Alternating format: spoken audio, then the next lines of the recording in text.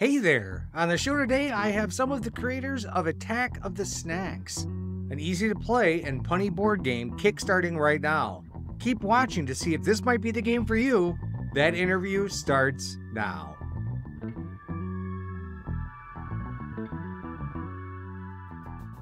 Hey guys, how are you? Hello. Hello there.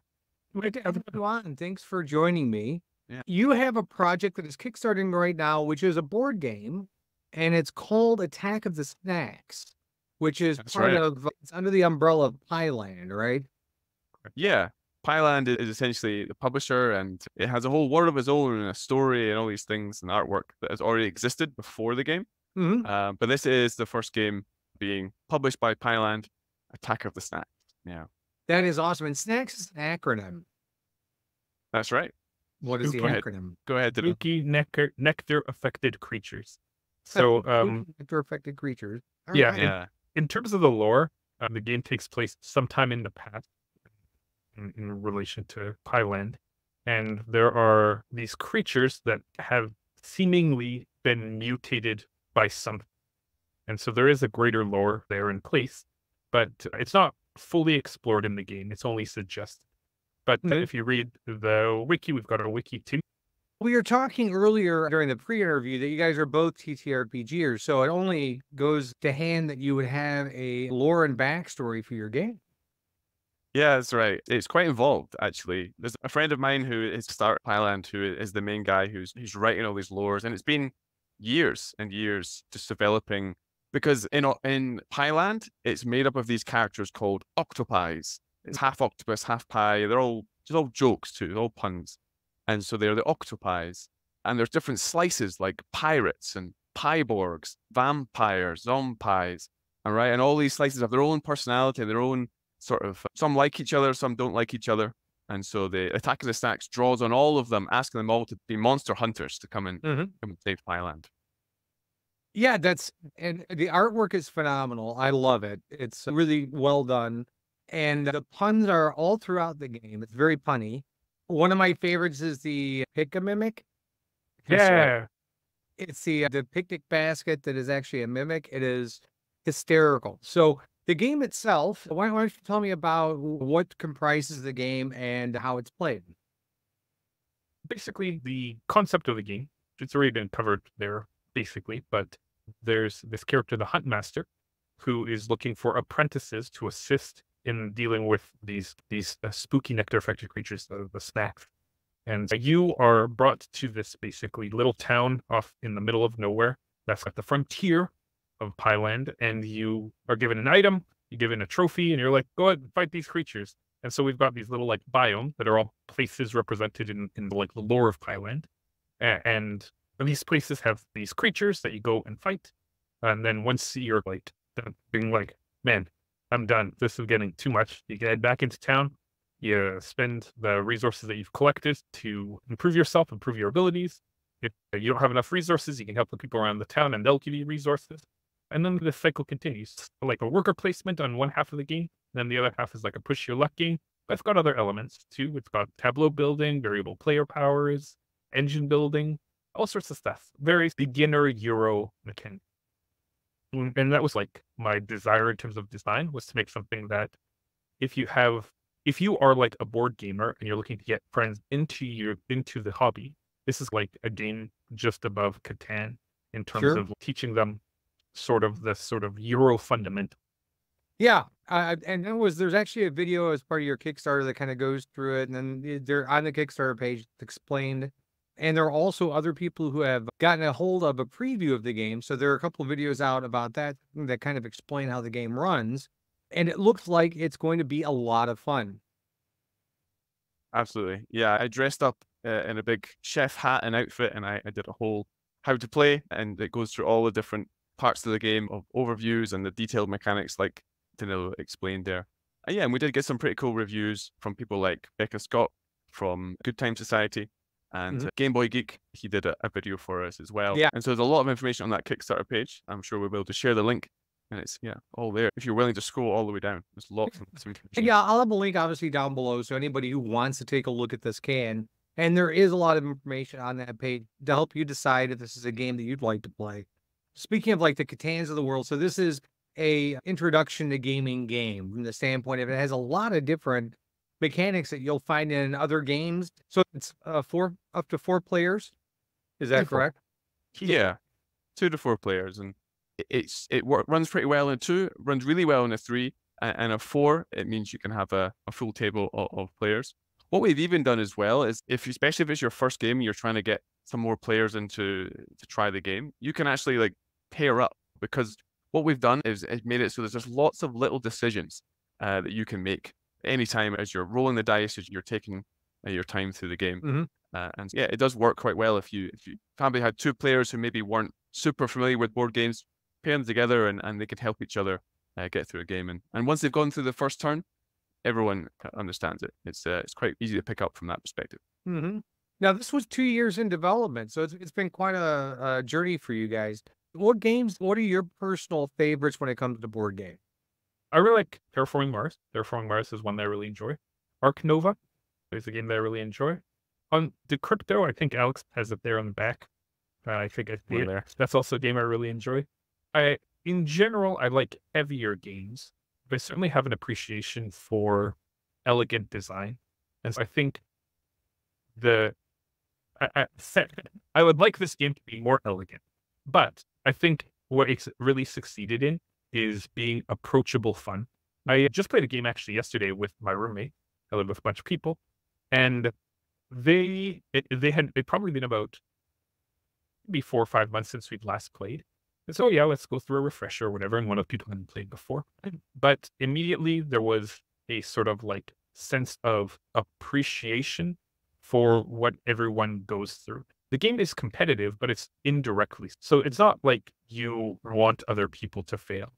The game kind of instills a sense of camaraderie in that you are competing against each other, but you don't really want people to outright fail. There isn't really much of a benefit to that happening anyways.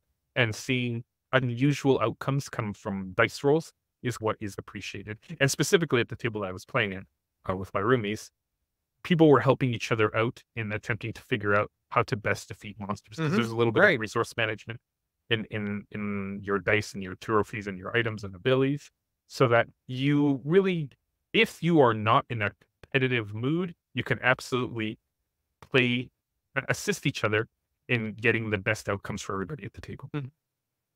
Yeah, Daniela's a very friendly player, but one of our friends is not, so he can play very aggressively. And I think it does cater for both in that sense. It can be very indirectly and directly competitive, depending on the table.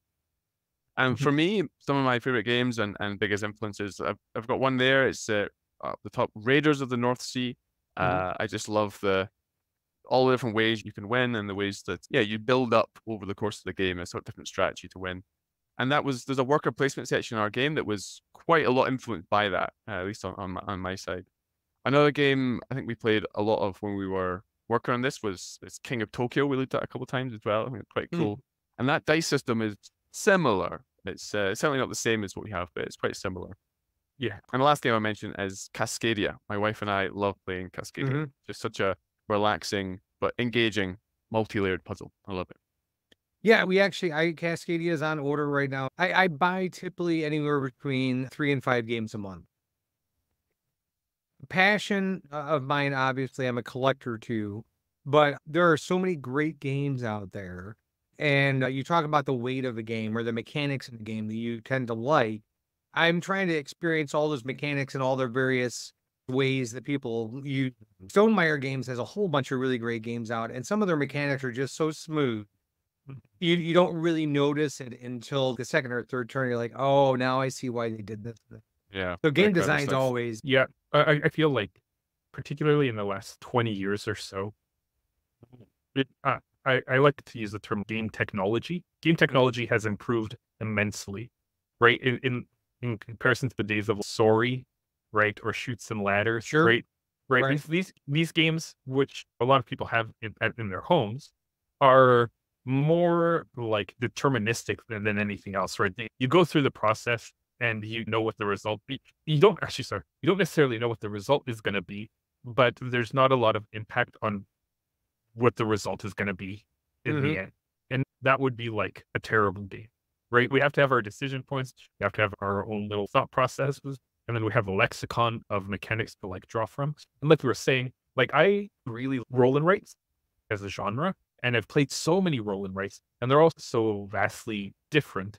And I can certainly imagine us at some point down the line making a roll and write. When we were initially designing the game and going through different variations of what might occur, one of the games that I was really rooting for was like a roll and write where you go on a vacation and you're filling a passport or a journal full of stamps in your journeys. And now, can't remember what the game was. Probably about a month ago, I saw a game with that sort of like same concept. I'm like, that's neat, right? You get these sort of like ideas, and even if you don't realize them yourself, someone down the road has that same idea, conceptualizes it, and then I think there's a sort of like dirty secret of the industry that everyone just steals from each other anyways, right? There are only so many mechanics. Yes, absolutely. Say engine building is specific to my game. These are all general mechanics. It's how you implement them. Yeah, absolutely. And I think we went through, it must be like 20 different concepts, it felt like. Some of them were only just ideas. Some of them we actually built. We were using Tabletop Simulator, but digital sort of prototypes to start making. And we got so far through on quite a few of them. And for various reasons, they didn't work, or they just weren't exciting or interesting enough for us. And then with this game, it was the sort of combination of a dice system Danilo brought forward and this sort of mechanic that was about telling stories, which is really what this tabletop RPG background of ours comes from as well, came together. And we found this character of the Hunt Master. And the mechanic was something like you go through your turn, you fight some monsters, and using your cards and what you've done, you say, hey, this is the story of what I did this turn or this day. And that didn't stick around. That wasn't a great mechanic, but it did start the Hunt Master, this character, this idea. And we found that Pyland is all about adventure. And so once we had these two things together, it's really helped us find the design that we are in now. Yeah, again, it looks like it's a entry point game for those who've never played before. And again, it took a substantial amount of time to develop it. As you mentioned, you went through various iterations. What would you say was the most challenging part of designing this game? I think knowing what you wanted to do. I feel like there's so many times we got to really cool versions of this game that as designers and as Dylan was talking about, we both enjoy very heavy games. And so we had made some quite heavy versions of this game and we were really enjoying it. But when you did playtesting of it, it was like you start to realize how hard it is to explain and how much you're actually asking someone to have to hold in their mind and think about. And so there was just a really important stage where we had to just be cutting things back. And even the version that is on Kickstarter now that we have as a prototype that we're showing people, there's expansions that we're like, man, we really want to make these because we super enjoyed putting those extra layers into it. But for a base game, this is what we're putting forward. It's the best experience to learn. So I think cutting back your ideas is what my answer would be. It's one of the hardest things. To follow up on that, the necessity to explain is something that you need to keep in mind. We've got one particular mechanic that Alex has already mentioned, that there's like a dice rolling where if your result is not what you want, you basically have a negative die that you put in and then re-roll. And so this mechanic has gone through various iterations, and what we ultimately landed on, I think I'm right on this, Alex, is we landed on the one that was easiest to explain. Because players, it doesn't matter how great of a game you have, if no one understands how to play it and you make it a daunting process to get there, you're really limiting the scope of who is going to play it. And further, if my personal desire is to get more people into the hobby, a complicated game is not the way to do it. And so now we've got like other designs down the pipeline, and I'm designing a lot of games that I didn't expect I would, because these are the games that I feel are more likely to get people at the table and having fun. There are obviously trade-offs when you're designing a game. Is how adaptable is it? How likely is it someone's going to just put it back in the box and never touch it? I have behind me Age of Innovation, and I'm pretty sure they sold that game by the pound, but it's 25 pounds of cardboard and a lot of moving and all this other stuff. And my husband and I sat down at the table and we unboxed it. Took us an hour to set it up. We looked at it, put it right back in the box, and we haven't touched it since. Yeah, and it's such a shame, right? I don't know the game, and I'm sure it's an amazing game. It is. That's right. Yeah, the ultimate problem is if you go on the internet to find information on how to play this game, they always reference back to a game before this called, I forgot the name of the one before this, but they're like, watch a video about that to learn how to play this. Like, it just got to the point where I'm like, I don't, it really ruined my desire to play the game, even though the game cost me like $80. Yeah. No, it's just sitting in a box right now, and I'm scared to open it. Yeah. Please refer to this holy text. Yes. Learn more. I get the same sort of thing, and I'm trying to get my wife more into the hobby as well. And so, like, before we met, she played Uno, and I went around to her family's house, and we played Uno. I'm here in Mexico, and so the joke was that I came round and we started playing, and they were playing wrong. They weren't playing pick up one. They were playing pick up as many as you want. And the game went on for 2 hours. Oh, yeah. And so the joke was, oh, now we're going to play Guero rules, like white guy rules, which is just Uno rules. It's just normal Uno. Yeah. And so we went from there so now I have managed to get her to play things like Raiders, which is probably the ceiling for her at the moment. We tried Arnak. It was a similar experience you just described. I knew how to play, but I opened up all the hundreds of different components out of the table, and she looked at it like, I don't know. And we spent an hour or two trying to get through it, and we just stopped. I love the game, but not for everyone. Right. And that's where knowing your audience, knowing what you want to do. I think the way you're approaching it from the standpoint of keeping the base game at the lowest barrier to adoption, and then you can go and add complexity through expansions at a later date. So that way, if somebody who is an experienced board gamer who may not necessarily find this as challenging as, say, an Age of Innovation, they can add complexity through expansion. And that's where I feel like expansions have fallen off to the standpoint of other games, as opposed to making more complex, it just gives you more stuff. There's no new mechanic, more cards and more table sprawl and fancier pieces and all this other stuff. But it's like being able to add that or ratchet up that level of complexity through an expansion is an awesome thing. And the other balance that we're trying to have is that there is actually parts of the game, like when you get a new game and say that it's a simpler game, like, for example, I like the game Dice Forge. I did like it. But after I'd played it maybe 3-4 times, I just got rid of it because I felt like I've solved this game. There's nothing more. I think I know how to win it, and I've explored all the things I want to explore in it. And so a big part of what we were trying to do is add replayability without necessarily, as you say, like piling on the complexity of all the different pieces. And so even within the base game, for example, there's 6 characters, but on one side, they're basic characters with all the same sorts of stats. And on the other side, they've all got unique asymmetric abilities that mean on your second or maybe your third playthrough, if that's what it takes for you to get to that point, you could select some of them and get started with some more strategy and more things to think about how you might approach it. Yeah, and there's a few other mechanics of things like that. We're going to give a few ways you can do that in the rulebook. A little bit of like house rules. Hey, you can play this way, just play this way when you're learning the game. But if you want more, there's more. It's already in the book. More reasons to come back and play. That's awesome. So I'm looking forward to getting the game myself so I can play it, because I think it's going to hit all the points for me. It's going to allow me to bring folks who may be a little timid about board games, because again, there are the Monopoly, Uno, Domino players out there who are just as valid as anything that I'm playing. But to try and get them into a game such as the one you're producing or some of the ones that I have is a little intimidating because they've never really seen games like that before. So keeping the complexity level down will make things a lot easier. So I look forward to playing it. Yeah, I think gaming can help a lot in terms of getting people on board. When we were talking about like it being an adventure, I think everything in the game makes sense in terms of that concept.